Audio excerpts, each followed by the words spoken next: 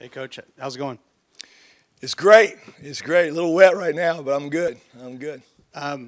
Aiden, I'm sorry, Aiden. Aaron Steinfeld played a little bit last year. Yeah. Got some playing time. Obviously now, though, he's kind of, or at least up there as one of the main guys. Just kind of what have you seen from him as far as, just from last year to this year through the spring and the development, what you like about it? Yeah, I think, and you hit it on the head in that, it's a fairly inexperienced room with the exception of Aaron and James, who played last year in spot roles. But I think with Aaron, he had a really good spring, and then we challenged him a little bit to be in the best shape of his life. And really amazing to see at the end of the summer how he transformed his body. I mean, he's leaner, he runs better, he's moving better. He's always had really good ball skills. So I mean, I think he weighed in at 251, and so whenever anybody can make that type of transition, it's going to make him a better football player. So just like the way that he's gone about his business and tried to take another step. Quite honestly. Over here, Coach. Yeah. When you have an inexperienced room, obviously the thought is that, that there's obviously a certain mountain to climb, but does it also sort of free up things in terms of having everybody on the same page, sort of at the same level of development? How does that affect the room? Yeah, I mean, good question. I think the big thing is that you got a lot of competition. I mean, it's very competitive, and guys, and there are a couple older guys in the room.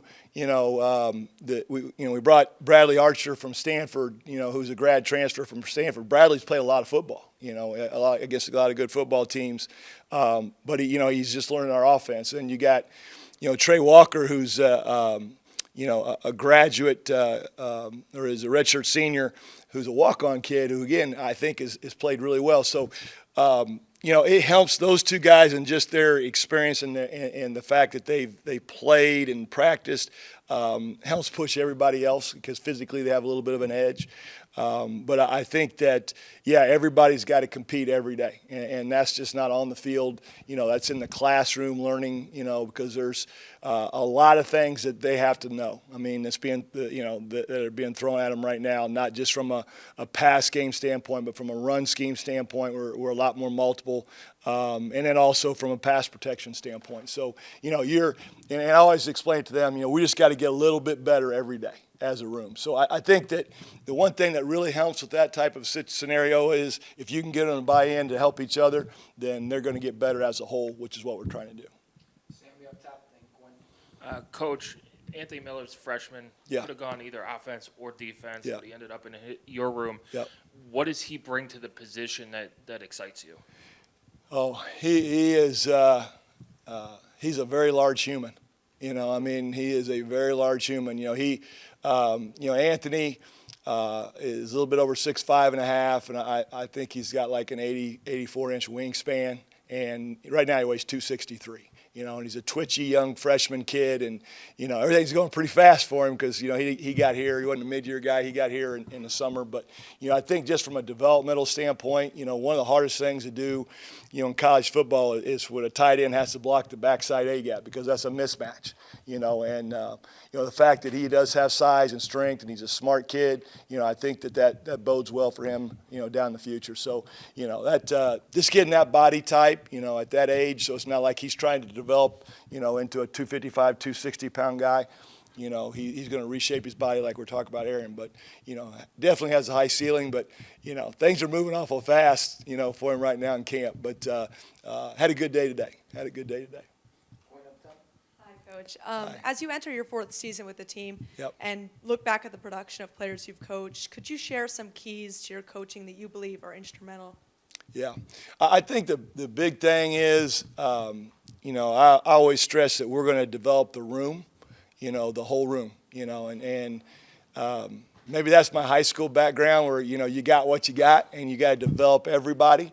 But I always try and make a point of emphasis that, whether you're number 1 on the depth chart or number 8 on the depth chart, that we're going to try and develop everybody, and I think the buy-in has been really good just in regards to, incrementally, like we talked about, get better each day, help the guy to your left, help the guy to your right, and then push each other, because ultimately, and again, going back my first couple of years, we played a lot of 2 tight end sets, and so you got every Saturday, counting special teams, we got 5 guys that are probably going to play.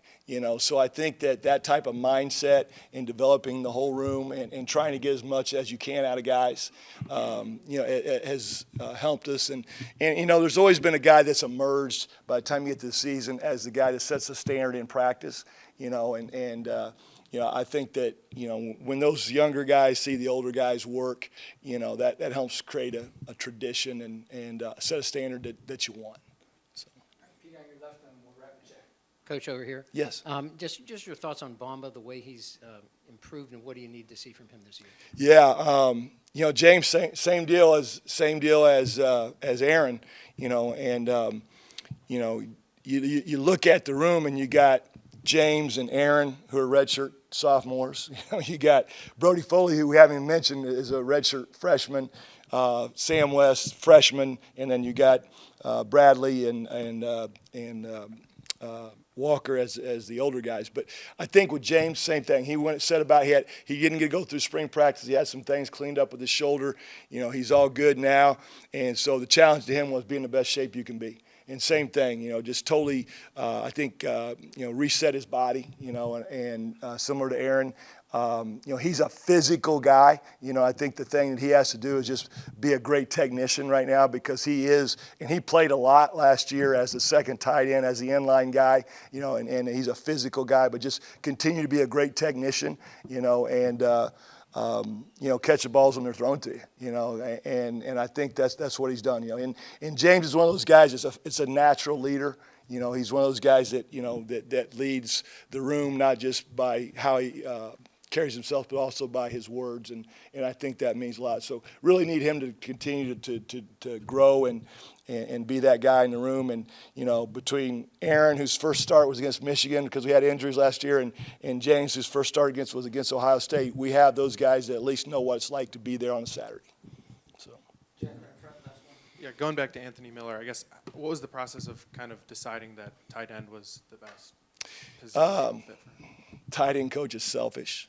No, you know what? The world of recruiting has changed so much, and so what we said was, when you get to December, there's some guys that get missed and don't sign. I mean, like he was committed to USF, I think, at one point, and he didn't sign, and most coaches are, at that point when the season ends, you're not concentrating on high school kids that are available out there. You're concentrating on portal kids. So as we went around and tried to identify big athletes, I was the first guy to go to Duluth and meet Anthony and get a feel for who he was as a person, what he could be. And then I called Coach Allen, because really we're trying to figure out, where he's going to play. And Coach said, hey, let's send Coach Randolph over, our defensive line coach. So we sent Coach Randolph over. He said, well, send Coach Wilt. So we sent Coach. So between the three of us, at the end of the day, we said, hey, let's start him at tight end because that's where he's most familiar at, and let's go from there. Because, again, he's 263, he's 264 right now. He's gained 12. He got here in June, he gained 12 pounds. So who knows how big he's going to be. But, like I said, we'll definitely find a place for him in the tight end room as he develops. But, one of those young guys, you're just looking for those body types, and those body types are hard to find. All right, thanks, Kevin. Okay, thank you, guys.